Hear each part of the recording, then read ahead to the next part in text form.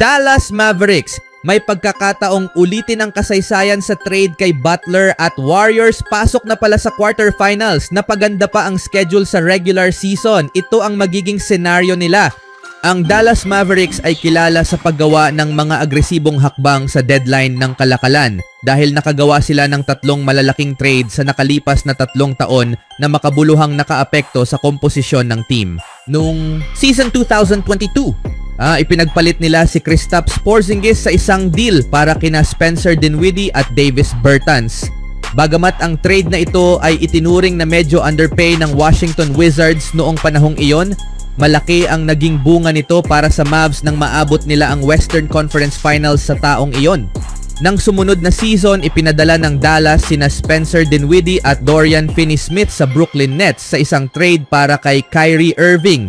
At kahit na hindi nakuha ng Mavs ang playoffs noong taong iyon, ang trade na ito ay mukhang isang pagnanakaw ng Dallas sa katagalan. Noong nakaraang season, ang Mavs ay gumawa ng mga trade para sa PJ Washington at Daniel Gafford. At ang parehong mga trade na ito ay nakatulong sa koponan na maabot ang NBA Finals. Maaaring ulitin ng Mavs ang kasaysayan sa pamamagitan ng pangangalakal para kay Jimmy Butler. Ang Mavs ay hindi estranghero sa paggawa ng mga deadline na deal para sa mga superstar tulad ng ginawa nila para kay Irving, at ayon sa isang kamakailang chismis, maaari silang maghanap na gumawa ng isa pang hakbang na tulad nito sa loob ng ilang buwan.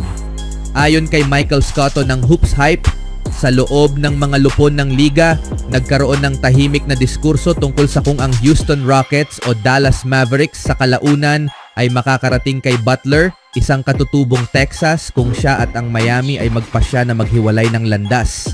Magiging napakahirap para sa Mavs na gumawa ng trade work sa Miami Heat para magsimula dahil sa kung gaano karaming pera ang kailangang ipadala ng Dallas upang kunin ang kontrata ni Jimmy Butler. Ngunit kung mangyaring malakas ang pakiramdam ng Mavs tungkol sa trade kay Butler at sapat ang delikadong hakbang upang masiguro ang isang paglalakbay pabalik sa NBA Finals, maaaring maintriga si Nico Harrison upang gawin ang pagkakataon. Maaaring maintriga si Nico Harrison upang hilahin ang pagkakataon. Hindi kailanman natatakot si Harrison na gumawa ng malalaking trade kapag kinakailangan, at bagamat mukhang hindi kinakailangan ng isang malaking roster shake-up sa taong ito, maaaring mabilis na magbago ang mga bagay sa panahon ng trade deadline sa Pebrero. Ngayong season para sa Heat, si Butler ay may average na 18.9 points, 5.1 rebounds, 4.8 assists at 1.2 steals per game. Shooting 53.8% from the field and 33.3% from the downtown. Siya ay nagpakita ng mga palatandaan ng edad sa mga nakaraang taon habang siya ay nakipaglaban sa mga pinsala at nasa kanyang ika-14 na season, ngunit maaari pa rin siyang magbigay ng malaking epekto sa isang kalaban. Maaari pa rin niyang igalaw ang kanyang mga paa at i-lockdown ang depensa kapag kinakailangan, at ang kanyang pagtatapos sa paligid ng rim ay namumukod tangi. Ang kanyang off-ball cutting ay magiging angkop sa kanya sa isang opensa na pinangungunahan ni Luka Doncic at Irving. Ngunit muli, ang logistic ng trade na ito ay halos imposible.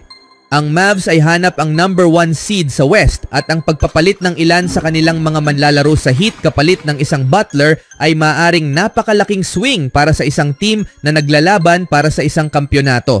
Ang kanilang mga likod ay hindi nakadikit sa dingding sa ngayon, at ang panganib na pumutok sa kung ano ang nangyayari sa kanila ngayon ay medyo nakakagulat. Ang taong ito ay ganap na naiiba kaysa sa taon kung kailan nakipag-trade ang Dallas para kay Irving, at sila ay nasa ibang lugar. Pero ang posibilidad na gumawa sila ng isa pang blockbuster trade upang dalhin si Butler ay mukhang interesante pa rin sa ngayon. May pagkakataon ng Mavs na gawin itong blockbuster deal para kay Butler at gawin muli ang history. Anong masasabi niyo mga kaibigan sa trade na ito?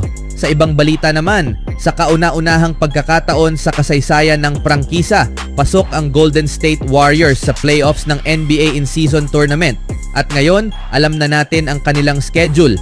Kahit natalo sila sa huling laro ng group stage sa isang masakit na pagkatalo kontra Denver Nuggets noong Miyerkules, nanalo pa rin ang Dubs sa West Group C. Tinalo nila ang Nuggets, Memphis Grizzlies at New Orleans Pelicans at nagtala ng 3-1 record. Nakapantay ng Dallas Mavericks. Umusad sila dahil sa panalo laban sa Dallas ilang linggo na ang nakalipas. Sa pagtatapos ng group stage, tuloy na tayo sa aktwal na Emirates NBA Cup. Ito ang ikalawang edisyon ng taunang in-season tournament. At narito ang schedule. Nakuha ng Warriors ang ikatlong seed sa 4 na team ng West Bracket at magbibiyahe patungong Texas upang harapin ang ikalawang seed na Houston Rockets sa Biyernes, December 6, and NBA Cup quarterfinals sa paparating na Huwebes, December 11. Kung mananalo ang Dubs sa quarterfinal matchup, uusad sila sa semifinals na gaganapin sa Las Vegas. Makakalaban nila ang mananalo sa laro ng Mavericks kontra Oklahoma City Thunder sa Miyerkules, Disyembre 10. Ang semifinals ay magaganap sa Linggo, Disyembre 14, kung saan ang unang laro ay ipapalabas sa TNT at ang pangalawa sa ABC. Kung mananalo ang Warriors, aabante sila sa NBA Cup Championship, kung saan makakalaban nila ang panalo mula sa East Bracket. Ang mga team sa East ay Milwaukee Bucks, New York Knicks, Atlanta Hawks at Orlando Magic. Ang championship game ay mangyayari sa Miyerkules, December 18 in Las Vegas at ipapalabas sa ABC. Kapag nanalo sila sa championship, sila ang magiging in-season tournament champions, magkakaroon ng tropeyo, malaking premyo, at sana ay hindi mag-collapse tulad ng ginawa ng Los Angeles Lakers noong nakaraang taon. Paano naapektuhan ng in-season tournament ang regular season? May epekto ang in-season tournament sa regular na schedule. Sa simula ng season, binigyan ng 80 games ang bawat kupunan imbes na 82 games. Ang mga hindi papasok sa tournament ay bibigyan ng dagdag na 2 laro, samantalang ang mga matatalo sa quarterfinals ay bibigyan ng isa pang laro. Dahil nakapasok ang Dubs, hindi na magkakaroon ng dagdag na sorpresa sa kanilang schedule. Ang quarterfinal laban sa Rockets ay magiging kanilang ika-81 laro. Kung mananalo sila, ang semifinals ang magiging ika-82 laro. Kung matalo, makakalaban nila ang matatalo sa laro ng Thunder at Mavericks.